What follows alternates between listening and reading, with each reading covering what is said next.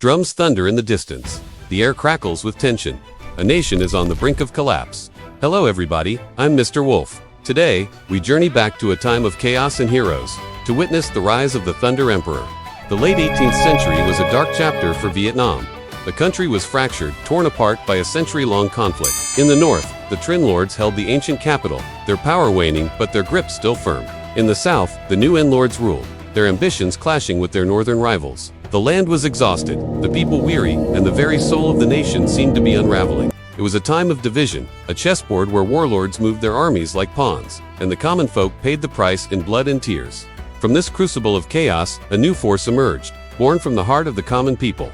They were the Tay Sun brothers, three men of humble origin, who rose to challenge the old order. Their movement started as a peasant rebellion, a cry for justice against corruption and division. But it grew into something more. It became a storm, a hurricane of change that would sweep across the land. The eldest, Nguyen Nak, was the strategist. The youngest, Nguyen Lu, was the anchor. But it was the middle brother, Nguyen Hu, who was the tempest itself. He was a man of extraordinary charisma and unparalleled military genius. He was known as the Cloth Hero, a symbol of his humble beginnings. But his actions would earn him a far more formidable title, Quang, the Thunder Emperor. By 1788, the Tay Sun had achieved the impossible. They had toppled the Nguyen Lords in the south and driven the Trin from the north, seemingly unifying the nation under their banner. Nguyen Hu, now Emperor Quang, established his new capital in the central city of Fujian. But peace was a fragile dream. The last La Emperor, a puppet of the Trin Lords, fled north and made a fateful plea. He begged for aid from the mighty Qing dynasty of China. The Qianlong Emperor, seeing an opportunity to expand his influence and restore a tributary state, agreed. A massive expeditionary force, numbering over 200,000 soldiers, was dispatched under the command of the veteran General Sun Shiyi. They crossed the border with overwhelming force, their banners casting a long shadow over the land they claimed to be liberating. The Qing army advanced with startling speed, capturing city after city. The newly established Tay Sun garrisons in the north were unprepared for such a massive invasion. Outnumbered and overwhelmed, they staged a strategic retreat, abandoning the capital, Thanglong modern-day Hanoi, to the invaders. Sun Shui entered the city in triumph, confident that the campaign was all but over. He allowed his troops to celebrate, to indulge in the spoils of war, and to prepare for the upcoming Lunar New Year, or Tet. He believed the Tay Sun were a spent force, broken and scattered, and that their leader, Quang, was hundreds of miles away in his southern capital, powerless to intervene before the spring rains would make the roads impassable. It was a fatal miscalculation. When news of the invasion and the fall of Thang Long reached Emperor Quang in Fujian, he did not despair. He did not hesitate. He acted with a speed and decisiveness that would become his legend. He immediately held a coronation ceremony, formally ascending the throne to legitimize his rule and rally the nation under a single banner. His address to his soldiers was not one of desperation, but of iron-willed resolve. He spoke of 1,000 years of independence, of the nation's history of repelling invaders. He instilled in them a sacred duty to protect their homeland. His words were fire, and they set the hearts of his army ablaze. He then assembled his forces, 100,000 strong, and prepared for a campaign that defied all military logic. The journey from Fujian to Thanglong was over 600 kilometers. Conventional wisdom dictated that such a march would take months. Quang intended to do it in weeks. He organized his army for maximum speed, dividing them into shifts that would march day and night without rest. They carried minimal supplies, living off the land and relying on a network of prearranged food depots set up by a loyal populace. It was a river of men and elephants, flowing northward at an impossible pace. They moved like ghosts in the night, their relentless march a drumbeat of impending doom for the unsuspecting Qing army. As they marched, Quang strategic genius was on full display. He was not just a commander, he was a master of psychology and intelligence. Along the way, he gathered recruits, his army swelling with patriots eager to join his cause. He captured Qing scouts, not just to gain information, but to sow disinformation, feeding them false reports of a Tay Sun army in disarray and retreat. The Qing commanders, comfortable in their occupation of Thanglong, believed these reports. They relaxed their guard, their arrogance blinding them to the storm gathering on the horizon.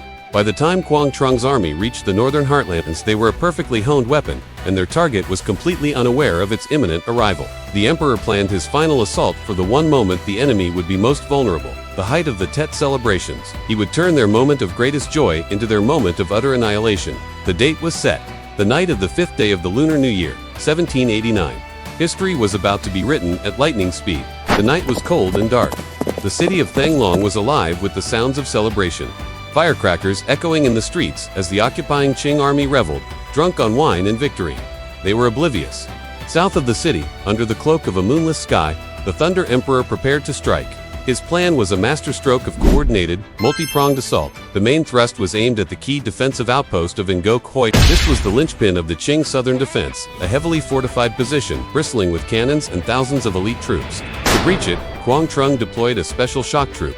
60 soldiers, lashed together in groups of 3, advanced under the cover of immense wooden shields covered in wet straw. These mobile walls absorbed the Qing cannonballs and musket fire, allowing the Taisun to advance steadily, inexorably, towards the ramparts. Behind them marched the bulk of the army, spearheaded by the emperor himself, mounted on his war elephant, a living symbol of his unstoppable will. As the shields reached the walls, the Taisun warriors swarmed over the defenses, their battle cries mixing with the panicked shouts of the Qing soldiers. The fighting was brutal, close quarters, and decisive. Simultaneously, another Taisun column, under the cover of the pre-dawn mist, attacked the Dongda outpost. Here, the battle was even more swift and terrible. The Taisun forces overwhelmed the garrison with such ferocity that the Qing commander, in his despair, hanged himself rather than face capture. The victory was total. The camp was set ablaze.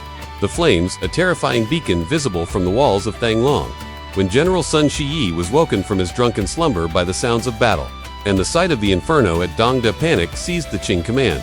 The disciplined army devolved into a terrified mob. Sun Shui, abandoning his official seal and his command, fled for his life, cutting the pontoon bridge over the Red River behind him to slow the Taisun pursuit. Thousands of his own men, trapped on the southern bank, were pushed into the river and drowned, their bodies choking the waterway. In a single night, the Taisun army had done the impossible. They had marched at lightning speed, struck with devastating precision, and shattered a force twice their size. The 200,000-strong Qing army was routed, its commanders dead or in flight, its pride broken. Quang rode into a liberated Thanglong, fulfilling his promise to his people. He had driven out the invaders and secured his nation's independence in one of the most brilliant military campaigns in history. The victory at Ngok Hoidongda was more than just a battle. It was a defining moment for a nation. It demonstrated that speed, intelligence, and unwavering patriotism could overcome even the most insurmountable odds. Quang campaign became a military case study, a testament to the power of bold leadership, meticulous planning, and the unbreakable spirit of a people fighting for their homes. He did not just win a war, he forged a new national identity, one built on resilience and the absolute refusal to bow to foreign domination. His reign was tragically short, lasting only a few years before his untimely death. The dynasty he founded would not long outlive him, yet the impact of his actions echoed through the centuries. He proved that Vietnam was not a prize to be won or a vassal to be controlled, but a proud and independent nation capable of defending itself against any foe. Time can fade many names. Dynasties rise and fall, empires crumble to dust, and the names of kings and generals are often lost to the pages of forgotten books. But some legacies burn too brightly to be extinguished. The story of Quang is not just a tale of the past, it is a living part of Vietnam's soul. He is the cloth hero who became an emperor, the strategist who outwitted an empire, the leader who united a fractured people. His lightning march to Thanglong is more than history. It is a symbol of hope, a reminder that in the darkest of times, a single, brilliant flash of courage can change the world. The thunder of his charge still echoes, because some legends are too bright for time to fade.